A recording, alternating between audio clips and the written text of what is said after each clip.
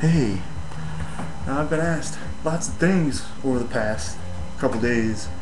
NFG, what do you think of the fans? What have you been up to? NFG this, NFG that.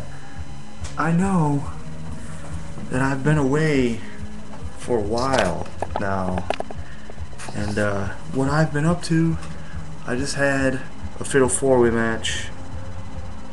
I just had the best Iron Man match ever, and there were no fans. No fans came up to me and said anything. So I'll tell you what. What do I have to say with the fans? What do I have to say about the fans?